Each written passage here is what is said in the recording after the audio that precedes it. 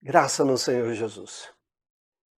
Nós vamos meditar no texto de Hebreus 9:15. Diz assim: Por isso mesmo, ele é o mediador da nova aliança, a fim de que, intervindo a morte para a remissão das transgressões que havia sob a primeira aliança, recebam a promessa da eterna herança aqueles que têm sido chamados.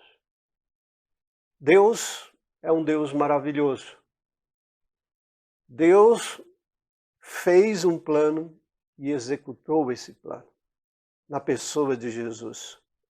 Jesus aqui nesse texto é chamado de mediador, ou seja, ele está entre nós e o Pai. E foi ele que mediou a nossa relação com o Pai. Só que o preço que o mediador pagou foi alto.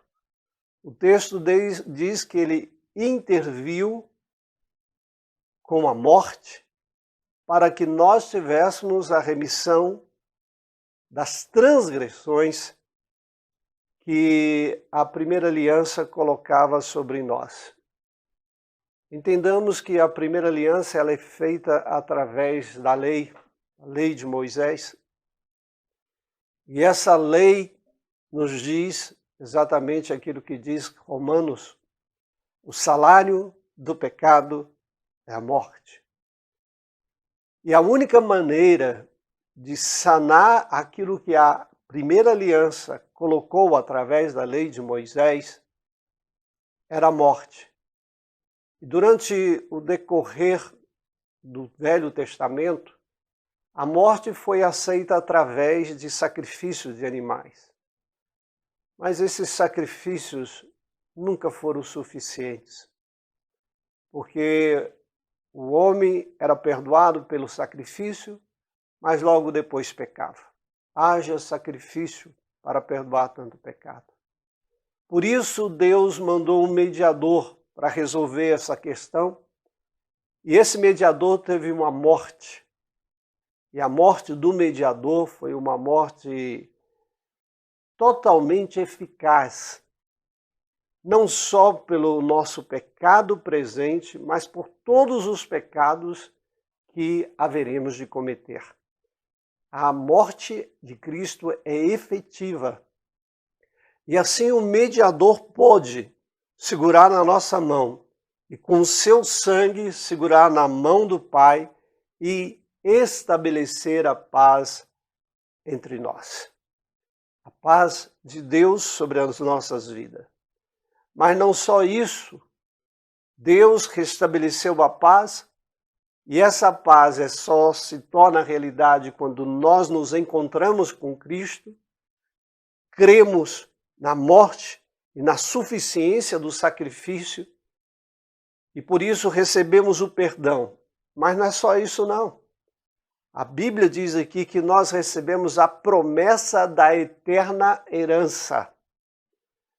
Ou seja, transcende o mundo. A morte de Cristo Jesus transcende o mundo, transcende o tempo, transcende todas as coisas e vai até a eternidade. A morte de Cristo Jesus trouxe para nós a possibilidade de uma herança eterna. Por isso, a Bíblia diz que nós somos co-herdeiros com Cristo Jesus. Jesus nos torna participantes da herança eterna celestial. Isso é maravilhoso. Nós que não deveríamos nem sermos perdoados, somos perdoados e ainda ganhamos uma herança eterna. Vamos morar para sempre com Deus. O Senhor Jesus foi preparar moradas celestiais para cada um de nós. Vamos viver eternamente com Deus. E todos esses males da terra cessarão, conforme diz Apocalipse 21. Não haverá mais morte, não haverá mais dor, não haverá mais lágrimas, porque não serão necessárias. Tudo isso vai acabar.